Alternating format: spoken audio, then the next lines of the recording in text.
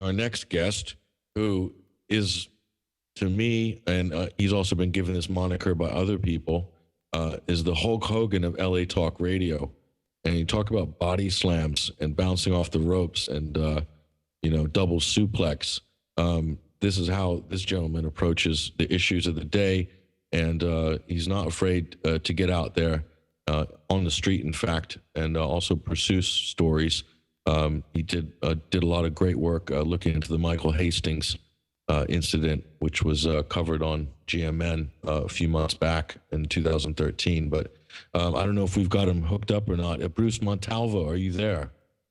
I am here, Patrick Henningsen. I just want to say this, my friend. Finally, yes. Bruce Montalvo has arrived to the 21st century wire. Patrick! Yeah. Welcome to the 21st century, Bruce. Your show, man, is like a Quentin Tarantino movie on steroids. It's so good. How are you? I'm good, Bruce. I'm good, and I'm missing the sunny scenes of Los Angeles, one of my favorite cities for all its weirdness and right. Hollywood. It's proper weird. I mean, you grew up in LA, right, Bruce? Right, I did. I grew up in Southgate. That's not too far out from LA. That's actually where the popular group Cypress Hill is from. And, I had siblings that were born in Bellflower, and we lived. Actually, when I was born in before it was Los Angeles City before it turned Hollywood. I was born in Hollywood, man. So it's just like it's a dream come true. That artist stated on your intro. You know how that poetic justice just pump you up. I was like, yeah, man. My dream has come true. I'm here and covering some major stories in the alternative media with Hulk Hogan prowess, man. Only I think I do it more technically sound than Hogan. I think he sucked. Like the Bret Hart of alternative media.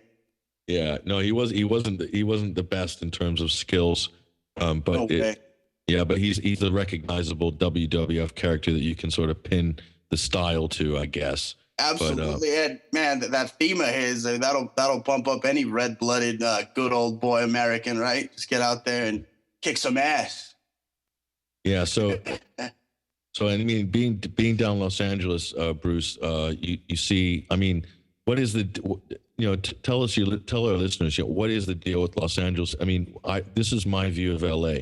Basically, whenever I go to LA and I'm driving, Los Angeles is the place where they invented road rage. They invented drive-by shootings. They invented anything to drive-throughs for burgers, drive-bys with guns, anything in a car, and combine that with stress of sitting in traffic and I'm going to say a lot of assholes driving around LA and Orange County who get upset if you go too slow in the slow lane, and your life could be in danger. Oh, man. It's incredible. Absolutely. It reminds me of that Michael Douglas flick, when he just flips out on the freeway. He just had enough. He's having a bad day and he just takes people for hostage, or, he goes all out. It's insane. No, the fast-paced environment of Los Angeles, a lot of people just think it's movies and double D titties, excuse my French. But no, man, it's much darker than those GTA video games. That's for sure. It is, and this brings us to the big topic, which is the police in Los Angeles and the LA area, and we're going to talk about the Kelly Thomas story because there's been some development. It's very tragic. There's been some developments on this, but there's this kind of situation in Los Angeles with regards to the police. Is it, in your opinion, I mean, you grew up there and also you come from a Hispanic neighborhood or background. Absolutely. So El Barrio. So there's tensions between the police force, the Hispanic community, the Black community, right? And a lot of people carry guns in LA, not just because they use them, just for their own protection. Okay, and then they're entitled to by the Constitution. Exactly. So is this the siege mentality, by the institutional siege mentality that the police generally have in LA? But also there's this sadistic aspect where they're wanting to kind of throw their weight around in a little bit of extra fashion. I see a lot more tasering, a lot more shootings. I mean, the Chris Dorner thing was just, I mean, they unloaded on this couple who were driving in a pickup truck delivering newspapers yeah. at 5 a.m. How could you mistake two old ladies with Dorner? That's a whole nother story. But here you have all this stuff on the record. Rodney King, and the list goes on and on. Right. What is the deal from you see it? Why is Los Angeles different in this respect? Well, it's such a melting pot, and basically the police force is fascist. You know, they're nothing short of Nazi, just bastards. You know, then and you never hear about the beatings in it's tragic what happened to Kelly Thomas, but you never hear about the Hispanic Kelly Thomases or the Black Kelly Thomas. You never hear about it's tragic because the people are also kind of brainwashed too. You know, they'll go out and they won't rally for a Kelly Thomas or someone who was killed unjustly, like this Cicinelli and this Ramos did. You know, they don't rally. They don't bring it. You know, they advocate for lowlives and gangsters. You know, somebody named Pookie or D-Rock. You know, people who are scum, not people who are being victimized. I don't understand. There must be something in the water out here that Fukushima radiation just doesn't let people think. You know, and the police force is fascist, man, and it's nothing short of being Gestapo. They're just whooping everybody's ass. Is it fair to say that you living in LA, are you more afraid of the police than you are, let's say, gangbangers? Oh man, yeah, definitely. You could see. I mean, you could see a gangbanger coming. You know, I'm in their neighborhood. You know, I could smell it. But a cop, they creep up on you, and you're looking through your rear view mirror and just paranoid. They could change your life in a split second by writing you out a ticket that could cost you a lot of money, increase your insurance on your car. Then you have trouble making ends meet to get to work. There's a whole series of events with regards to the police have an incredible amount of power in a society that's so dependent on their motor vehicles, and Europeans can't understand that because a lot of people in Europe don't own cars. Right. And that fits in, Patrick. I know you know this. It fits in with that whole Agenda 21. So they want to make things as hellish as possible and then say, oh, yeah, let's just take everybody's cars away and put you in this utopia. That's what we see coming. It's just a total facelift of society. And, the two officers involved in the Kelly Thomas, I'm calling it the Kelly Thomas murder. Yeah. Because the difference, I mean, you mentioned that there's beatings of Hispanic Americans in LA, beatings of blacks that don't make the news. One of the reasons they don't make the news is because they're not, say, caught on video, let's say. Now, this Kelly Thomas thing was caught on video to graphic detail. And that's the thing that kind of blew me away, how officers Manuel Ramos and Jay Cincinnelli from Fullerton Police Department, if I'm not mistaken. These two thugs. Patrick? Two thugs plus three others that kind of came in on the dog pile with the taser guns and the batons. It was horrific. This is one of the most horrific, sickening beatings you can see on camera, and then for them to be kind of let off the hook of justice at the end of this. Even show up, Patrick. I'm sorry to cut you up, but even show up and have the audacity to ask for their jobs back, as Cincinnati did. And I'm glad they ran Manuel Ramos out of that Denny's. They should have ran his ass over, for what he did. Hung him by his fat toe. That's scum. So if people weren't aware, one of the officers who beat Kelly Thomas to death, Manuel Ramos, was in Denny's eating or having a soda pop, a couple of double chocolate pies. And some of the patrons recognized him and basically asked him to leave, and he had to drink up and go. And that in itself is incredible. In that that people happen to be that random awareness of just people in Denny see this guy, killer cop, in many people's opinions, and drove him out. But really, that is the only sort of bit of protest left. If the justice system isn't working, you just have to sort of boycott these people wherever you see them, and also the fact that they're well known. I mean, a lot of people in the comment section, Bruce, on this article that we published on 21st Century Wire. And by the way, this was picked up by a good website called Filming Cops, filmingcops.com.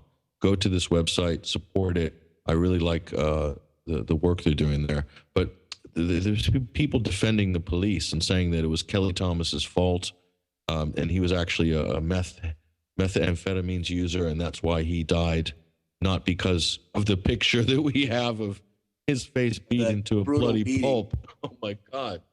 It was just so tragic. The man was regressing into his childhood, screaming for his father.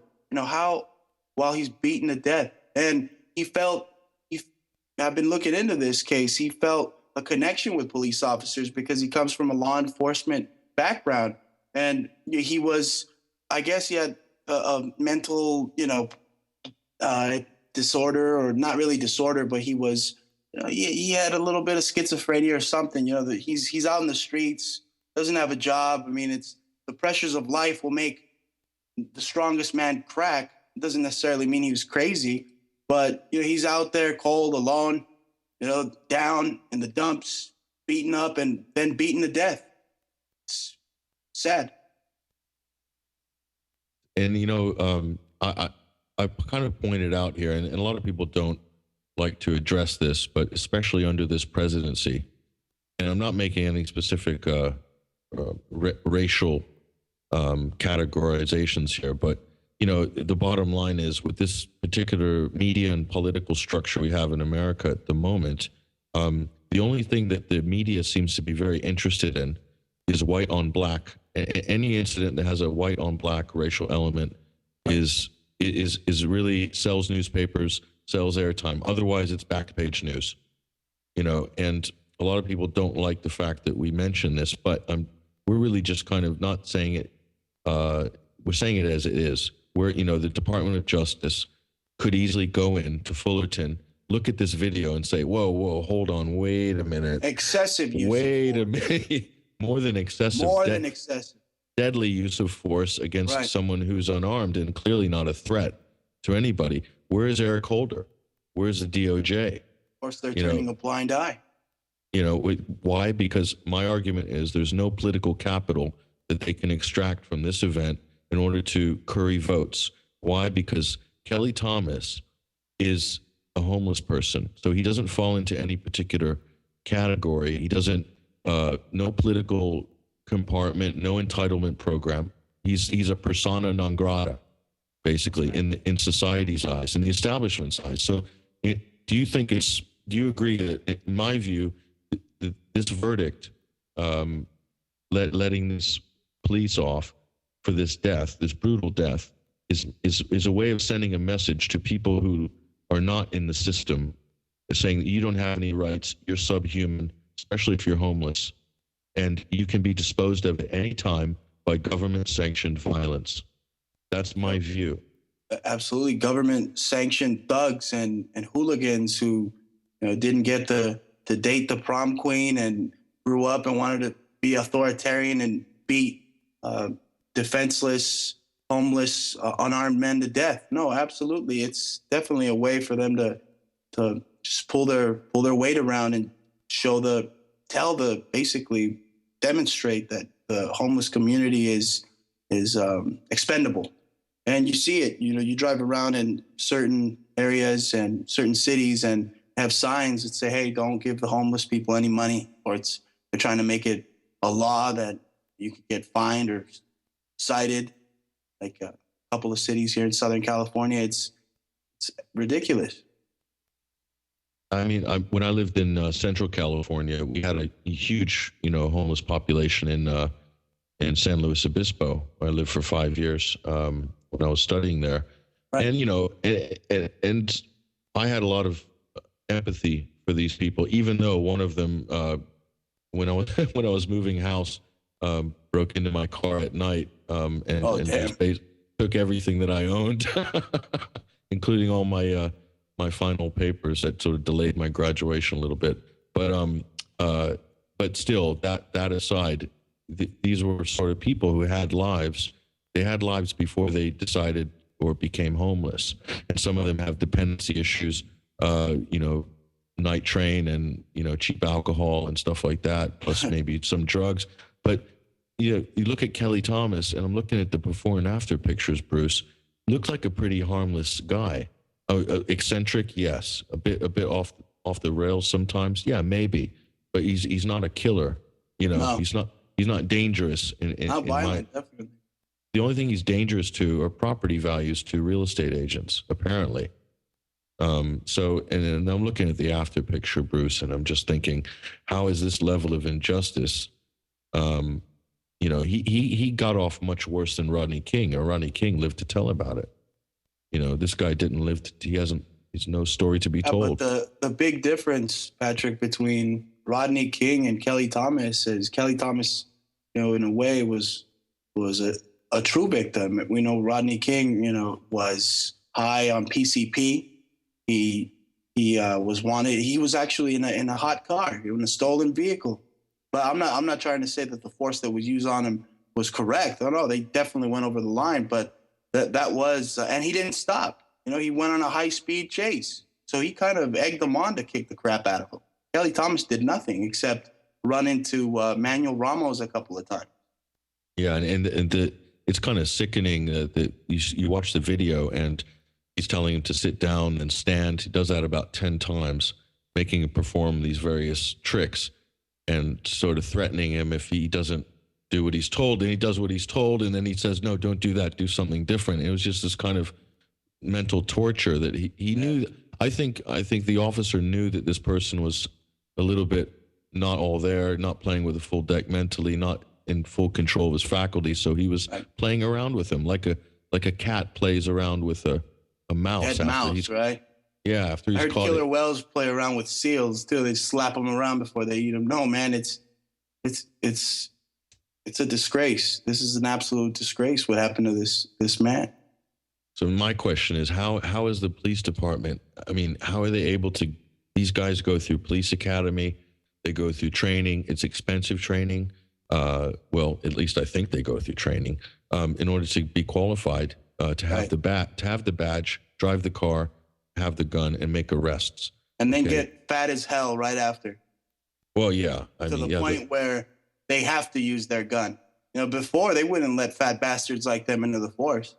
Because that was part of it. It's like, dude, you're overweight. You're gonna resort to using your gun. I mean, I think that's a good point, Bruce. It's not an offensive weapon. It's a defensive weapon. That's a good point, Bruce. I never thought of it in those terms, Bruce. A police officer who's actually fit, not overweight, isn't doing a half a dozen donuts and black coffee in the morning, and then Wendy's at lunch and In-N-Out Burger at tea time. That type of an officer can't really pursue anybody or restrain them physically because they're just not up for it. I know. And that's why they're militarizing the police force. They're getting Marines and all, Navy SEALs. Who knows, right? Well, even those guys, once they're in the force, you see the tire form around their waist after a couple of years. And also they get their free meals as well, from certain places, or they get, the sort of their free they get coffee. People to hook them up, right? Yeah, they get their free coffee. I used to, when I was running nightclubs, I used to have this policy of give free tea and coffee to the cops if they're in the area. Is a little favor here and there. Just good to have them on your side. Exactly. But the end result is these guys sort of get a little bit bloated, especially if they're sitting in their car for 8 hours a day, driving around looking for various assailants of various forms. But so how's Los Angeles changed in the last couple of years, Bruce? Because we'll put Kelly Thomas aside for the moment. Has the police force changed its color? In other words, are there more Hispanic officers now than, say, 20, 30 years ago? Well, there are. But to me, it seems like the Hispanic officer will target the Hispanic, or like Boys in the Hood. It's like, like they're not happy in their own skin. It's sad. They go after. I'm not saying give me a break if I did something wrong, but they just they're taught to racially profile minorities. Yeah. Or I don't even know if we should call them minority, because this goes back to Abraham Lincoln. He said that the Western lands were always inherently Mexican after the Spanish were ousted by Mexico. So man, it's nothing but racial profiling and beat downs of innocent people, and it's changed for the worse, and it's gonna get worse unless people take the time to do what we're doing, or not even do what we're doing, but talk about it actually, but do more. Get involved locally. Call this chief of police of theirs, this Dan Hughes in Fullerton. Give him a call and be like, hey, you need to restructure, reorganize, and just what are you doing? You're killing people instead of protecting and serving. You're antagonizing and murdering. Mm. Yeah, if it does anything, it just creates more of a culture of fear between the public Right. and law enforcement, which already exists in the LA area. But I don't know. To me. Large parts of Los Angeles are like a big mental asylum, including Hollywood. Oh man, you ever see Skid Row? No. Skid Row, Hollywood, definitely. It's just more glamorous. Is that down Sunset Boulevard down there? Right. Sunset, Cahuenga, all that. Is the Tropicana mud wrestling venue still there? I don't know. I know. Is that near the Palladium or? I think it's just off Sunset. Yeah, there used to be a female mud wrestling venue that was very popular with Howard Stern whenever he was in town. But yeah, check that out, man.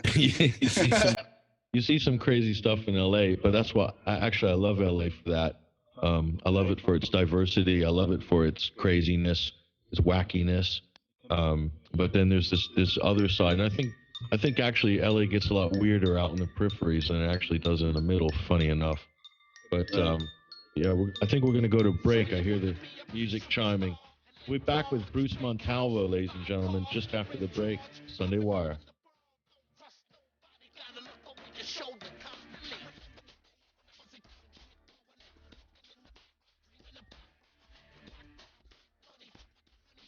Autographs and whatever the people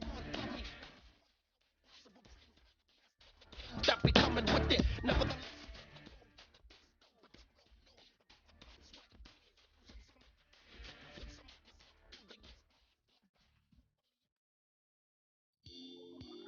If you enjoy the outdoor life or are preparing for any type of emergency, then you... I've been living in this tent. I had the tent for about 4 days, and I met this lady that does tie-dyeing.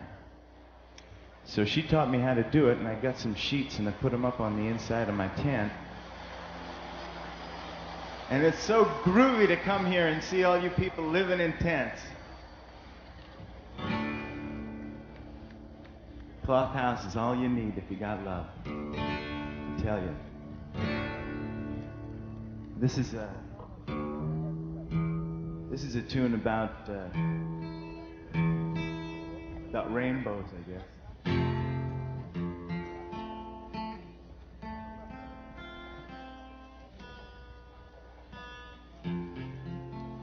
Can I get a little bit of water?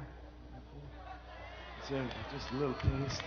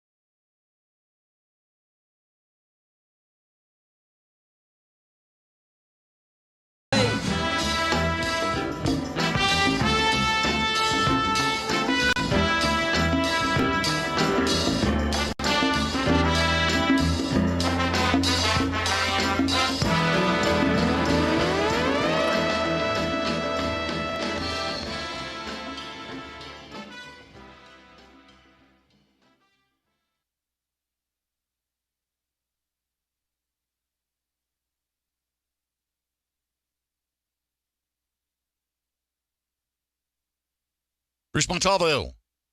Hey. The And- Rocky theme coming back at this Sunday Wire. That 76, I think. Yo, Adrian! Yeah. Flying high, running up the steps of the Spectrum in Philadelphia. And eventually they put a statue of Rocky, which I think has since been removed. But yeah, you're a bit of a Rocky character, Bruce. You can take a few to the jaw and then give it back as well. Been beat down, get back up, and then knock them out in the last round, man. 15 rounds like in the old days. You know, there was this French fighter. He was just dodged, man, by the one of the main champions. Jack Johnson didn't want to fight this guy. He didn't want to fight another black fighter. His name was Jacques something. I can't put my finger on it, but yeah, something like that. You know, a ham and egg or a club fighter that was just happened to get picked by an Apollo Creed. You know, he looked over my name and said, "Hey, I'm going to give this guy one article to publish." Yeah. Of course, I'm referring to Alex Jones as Apollo Creed. Or maybe it's Jerry Cooney, the Great White Hope. The Great White Hope. Definitely a Bayonne bleeder character. That if that fits, if the shoe fits, I'll wear it. Yeah. So listen. What sort of issues are you covering? What are you covering today on your show? What have you been sort of focusing on lately, Bruce? I know that you're pretty wide in your range. You hit a lot of different stuff. So tell me, what are sort of the subjects you're doing right now? Well, I'm gonna have the amazing Dr. Rima Labo on the show right after we finish up on the 21st Century Wire. Patrick, thank you for having me, and thank you everybody that's listening. I'm gonna have her on, and of course, I know you know about her work. Who doesn't? Yeah, she's interesting. She was on Conspiracy Theory with Jesse Ventura. Yeah. That's how I saw her, and so I'll give Jesse that. Okay, Yeah. Nah, it's funny, man, because I think Hulk Hogan would have kicked Jesse's ass in the WWE, but that's just me. They never fought each other, did they? They never. I don't know who was dodging who on that matchup. Exactly. Sure. No, but she was awesome on that broadcast. Just amazing. Yeah, I remember that. That was one of the first episodes of Ventura's program on True TV. Actually, yeah, I remember that. Very good episode. You know, she was in it, and yeah, man, I definitely tuned in, and you could just see that she didn't want to be in the country too long. She's like, "I'll talk to you, but you know, I'm gonna get on She had a jet right there outside as she was talking to Jesse about this either mega death or soft kill eugenics codex alimentarius agenda 21. You name it. It's all going down, man. Yeah, I think I saw some of Jesse's recent stuff on Aura TV. I think it's much better actually than even the previous stuff he's been doing. He's with a totally independent outfit now. I think Aura TV, yeah. It's pretty good. I mean, well, some of the shows on there I'm not very cool with, but Jesse shows is very good. It's you know, this incarnation of his career. I think he's definitely a trailblazer, going completely independent on the TV side. So I forgot the name of his show. It's Off the Grid, actually. Off the Grid with Jesse Ventura. Desde Mexico, Off the Grid. So speaking of Mexico, back to the subject of cops. Okay, I've been whenever I was traveling down to Mexico. Luckily, one of my best buddies, born in L.A., speaks Spanish. You know, he's like your backup. He's got your back. Right? Yeah, I'd always go with him. You know, when I went to Baja, I'd go with my buddy Vic, and I thought that would sort of guarantee my safety in terms of the federales, because you have these when you go down into Mexico, you have these they're on the side of the road and they just pulling over cars randomly. Oh my goodness, Patrick, I got a life story for you. Okay. I made it a point to stay where the Constitution is prevalent.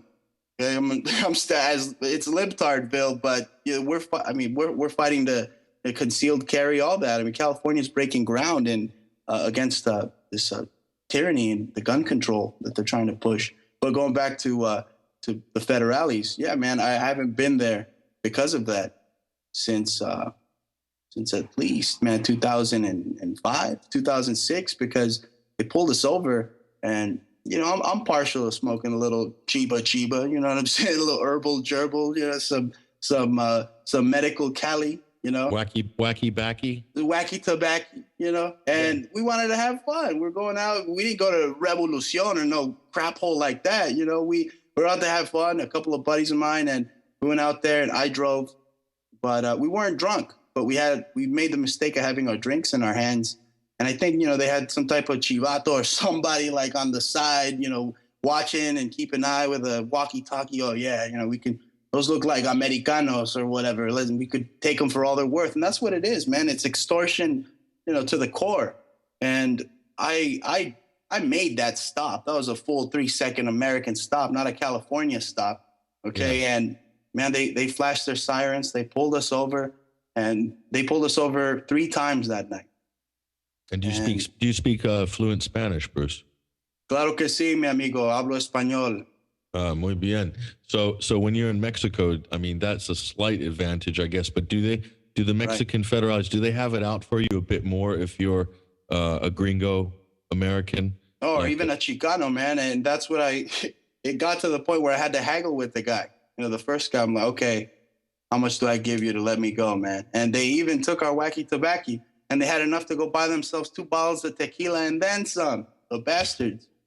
You know, the thing that shocked me is they pulled us over on the way back up Baja. I think we were just about south of Rosarita, and they pulled us over onto a lay-by, and they're in the camos, you know, full camos, holding, you know, whatever, M16, but wearing Air Jordan high-top basketball trainers. Oh, get out of here. Yeah. And I'm thinking, where's the uniform detail? Do you know what I mean? I'm just looking at Vic. I can't believe this. It's like, so basically, yeah, I think we managed to, I don't know if we gave him $50-100 or if he managed to sort of wiggle his way out of it. But it just seemed to me like such a random obstacle. And I see that if you look into, you know, developing world, or sort of what they used to call third world, you look at what's happening there and do pay attention, because a lot of that you will see implemented in the United States eventually. And we're sort of getting to that point of that federale mentality of our police force. Am I wrong? Absolutely not. They want to implement these illegal checkpoints in the name of fighting the drugs, and when it all goes back to the Contras and these Knights Templar that are running wild in Mexico, these drug cartels, these Michoacan, Sinaloa, all these just the people that are responsible for Brian Terry's murder are working with the Obama administration, getting guns and Air Jordans and trafficking.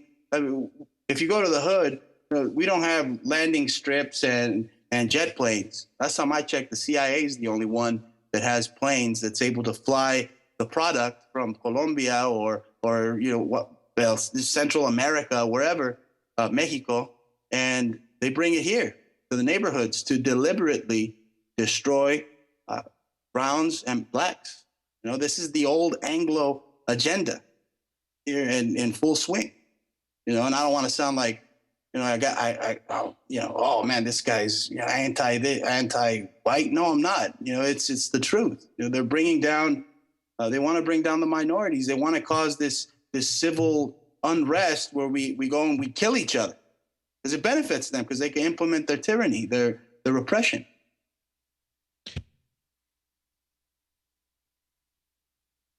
You there, Patrick? Yeah, that's not conspiracy theory, what you're mentioning there. That, you know, the crack epidemic, which was introduced, which appeared in Los Angeles around sort of 1981 or whatever.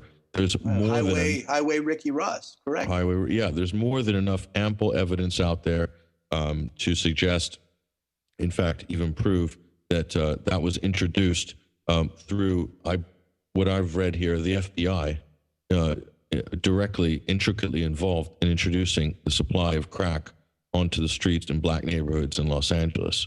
Okay, not a conspiracy theory. Okay, and in fact, some people that made this statement public, even a whistleblower in one case, I forgot the officer's name, but very risky stuff to blow the whistle on. Right. But as history always eventually bears out, and then we have the DEA. A lot of stories recently, last couple of months, implicating the DEA as one of the biggest supplier of narcotics in the Chicago area. Okay, so there's this train, there's this kind of supply route from South America, Central America, Mexico, right up into the major markets in the United States, and the U.S. federal agencies are crucial, pivotal in how that supply gets to where it is.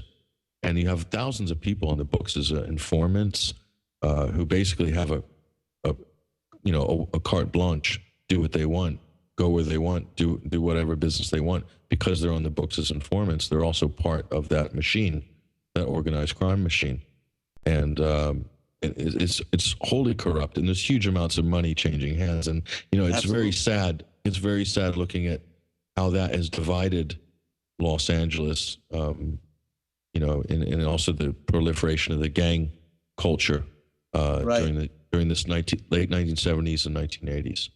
Exactly, Patrick. You're absolutely right. And you see our last mayor, Villaraigosa, throwing all this money to the police department to fight gangs and whatnot. You're not gonna fight gangs by giving money to the police.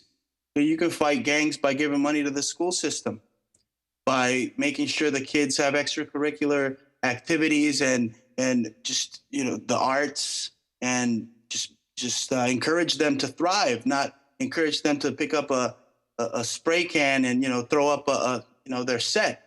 It's just an endless cycle of doom.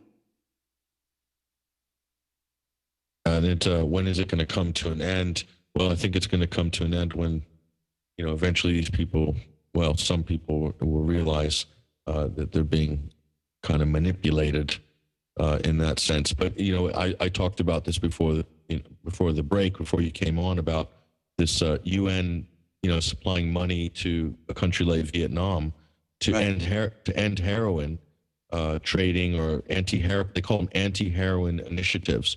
And of course, the Vietnamese government's taking that money from the UN, which really comes from Great Britain and countries like the United States. The Rockefellers, right? If it's got UN on it, it's probably Rockefeller money. I don't know. Exactly. So they're taking that money, and they've executed 21 men and 9 women for heroin smuggling. And these are probably low-level people in the big. They're doing this in China as well. The communists are taking over the freaking Asian Pacific. They've been taken over, but they're executing just drug users. Yeah. Meanwhile, large quantities of, let's say, the Chinese are big on the methamphetamine production as well. Oh, absolutely. They just caught a load of giant kayaks full of meth heading to Australia. I think they were caught at Indonesia, or they caught them stored on kayaks. They caught them in Barry's homeland. Yeah, Barry Soetoro's old stomping ground, Indonesia. But that's a whole nother show. But yeah, so the bottom line, though, Bruce, is that the big suppliers, like you said, that stuff's being flown out on Gulfstream jets, and landing in places like Mena, Arkansas, or other airfields that have been secured around the United States. So the average guy in the hood who is a dealing on the street, he's not getting the bricks from Colombia. The guy can't even pay his rent. Yeah, that stuff's coming on totally escorted, sanctioned, expensive travel. In some cases, nobody with an EBT card owns a single engine Cessna. Come on, get out of here. Yeah. So I look at this as a totally screwed up spiral of events in America, whereby this huge law enforcement system exists to deal with a drug problem, which is really controlled by the highest echelons of people within government agencies, and that's a fact. Absolutely true. There's plenty of proof to support that. I mean, the Ricky Ross's thing is, if you ever dig into the Ricky Ross story and you listen to some of his testimonies, you read some of the stuff like it was published in the 90s on this subject. And you see this dark alliance between the CIA, the Nicaraguan Contra Army, and the DEA, Right. and organized crime within the United States. And how far do we want to go to get justice on this issue? I don't think the justice system is able to go far enough simply because of the players involved. Not at all.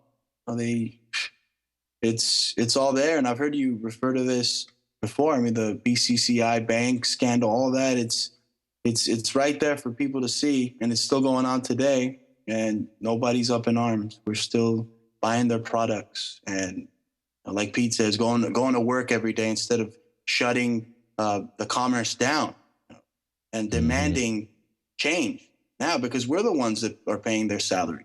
So as long as we let them continue to keep us under their thumb, there's nothing they won't do to us. Yeah, a key player in this drug story from the early days is actually, he's a former senator in Massachusetts. He's now Secretary of State, John Kerry.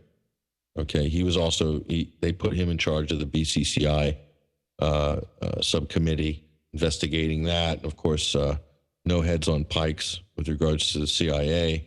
But in the Ricky Ross thing is really interesting because they didn't admit that CIA agents were selling drugs to fund the Contras, but they did admit that the United States government had open channels that helped drug dealers bring drugs into the United States and protected them from law enforcement, which is that sounds like that's what the mafia don would do for his foot soldiers. So yes, grease off the police. Right. So the CIA they say they weren't physically selling the drugs, but they were doing everything but to create a perfect market for this. Almost the perfect storm for these sick, corrupt individuals, man. And it continues today. They're flooding the streets with heroin now. Probably more. It's cranked up since the Bush era. We got heroin everywhere now. Oh my God, it's so cheap. It's so cheap as well. Like the street prices just plummeted.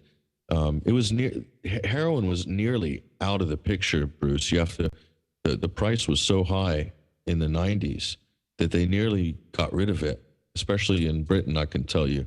And then after 9/11, all of a sudden heroin came back.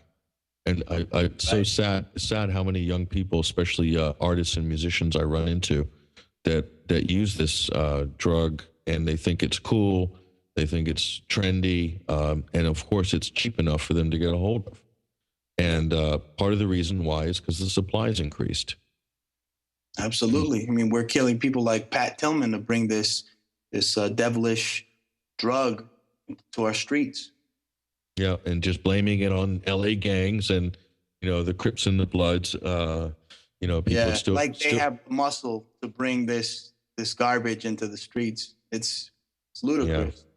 Yeah. So that is the story, folks. And of course, you could that's a rabbit hole that you can go down quite a long way. But so just I know you're going to go to your show. And we're going to depart in a couple minutes. But what have you got? What have you got planned coming up, Bruce? How many days a week do you do your show, and are you planning to expand it a little bit? I would definitely like to. I'm definitely looking to just put myself out there like Hulk Hogan style. Just ripping my shirt off with the might of the Hulkster, right? But body slam him. Yeah. Right, a freaking DDT, good old pile driver to the face, punch to the face. But no, man, people are interested. They can hear my show on the Guerrilla Media Network every Sunday, 12 noon Pacific. I have the best guests from coast to coast, wherever they're on.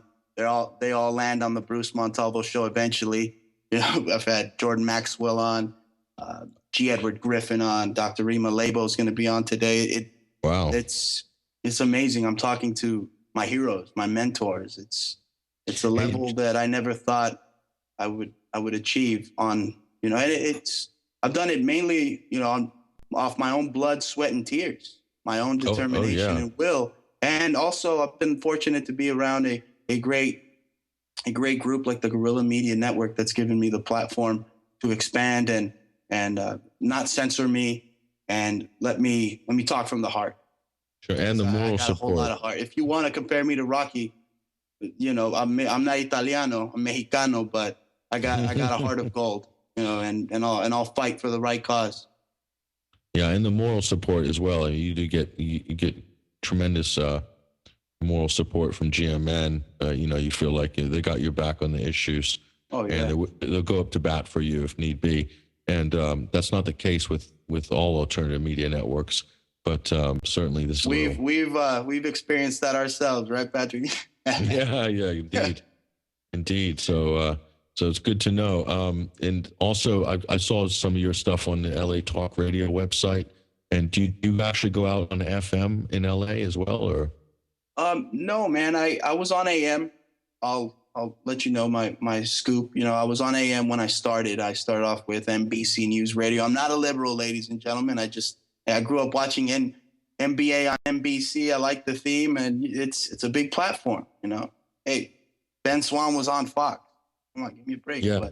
But it wasn't even like Fox or real NBC. I mean, it's NBC. It's an NBC company, but it was AM affiliate with Fred Lundgren out here in San Bernardino. And yeah, I started off on AM radio. I did up to my interview with Catherine Austin Fitz with them. And after that, I was the whole time broadcasting, simulcasting with Guerrilla Media Network. But, you know, I started off with NBC News Radio and then moved to LA Talk Radio. Actually, I was on LA Talk Radio to begin with, but my AM career began with KCAA 1050 AM. And I mean, they say it's dinosaur radio, but you know, they still kind of, it's the heavyweight championship belt of the world. If you're on AM radio, they consider you a warrior of radio, especially in what we do, you know. Definitely. Still a big audience. That's what they don't want. They don't want voices like yours, you know, articulate voices like yours, Patrick, to even have the audacity to call out, you know, Cincinnati and fat ass Ramos. You know, they don't want us to do that. They don't want us to call up this chief of police, Dan Hughes, and give out the number. Can I do that? No, those are readily available online, by the way. Exactly. Call Dan Hughes. They don't want us to protest and get up in arms over tragedies like this. But yeah, that's why the freedom of the press is our right, our responsibility, Patrick, and we have to do everything we can to protect our God-given rights. Yeah, touche. I mean, I think it's the fact they don't want to hear common sense point of view on any given major issue, because they just want to hear either someone who's just totally whacked out to the right, totally whacked out to the left. These are the people that are giving platforms to. False left-right paradigm in action. They don't want anyone who can actually stand on their 2 feet and occupy the center and deal, you know, with ambidextrously with the issues. So that's the thing that they're most afraid of. So clearly, you are a major enemy of the state. So yes. So San Bernardino, are you in that vicinity? No, I'm in the Inland Empire area, but that was a company. Yeah, I mean, I make it out to Los Angeles. I got family in Los Angeles. I'm out there at least, you know, maybe twice a week, either working or, you know, hanging out with friends. But I broadcast, mainly out of it's still Southern California, not too far. Yeah, San Bernardino was once described to me as the armpit of California. Oh, man, it was the murder capital of the world in the late 90s, man, like 97, 98, so bad, and it's still bad today. You could get mugged by a one-legged man in a wheelchair with a six-shooter. You know, you gotta watch your back. I was recruited when I got recruited for a swimming scholarship by a bunch of universities, including I went to Long Beach. I did all the visits, Long Beach State, and some up the West Coast. And one of the schools that was recruiting me was Cal State San Bernardino, and I went down for my dad took me down for the recruitment visit, and we just like are we here yet? And he said, yeah, we're here. And you're looking around. It was just a small campus at the time, but there was absolutely nothing around. And I thought, I can't spend 4 years here. So I just we gave it a miss. But it'll be like Tom Hanks on Castaway, man. Yeah. Well, Riverside wasn't much better, I'll tell you that right now. But anyway. We were talking about methamphetamine. Oh man, that's I don't want to badmouth a beautiful city, but boy, is that Breaking Bad territory, isn't it? Yeah, exactly. Yeah, Danny Romero territory. Wait, that's a jail cell. No, it's not Danny. God, we won't bring any of those names up now, but for your show, that's all fair game. But sorry about that. No, it's cool. It's cool. It is what it is. You know, I've seen the photos. It's any update on Danny? Actually, have you heard anything? All I know is he asked for an extra dessert. That's it. Oh my goodness, folks! That's Bruce Montalvo. This is the Sunday Wire. We've just about spent these 3 hours, but stay here, stay on GMN, or go to gmn.is or grillmedianetwork.com and listen to Bruce's show now on GMN. This is Patrick Henningsen. Thank you very much, Robert Singer, Bruce Montalvo. This has been the Sunday Wire. We'll see you next week.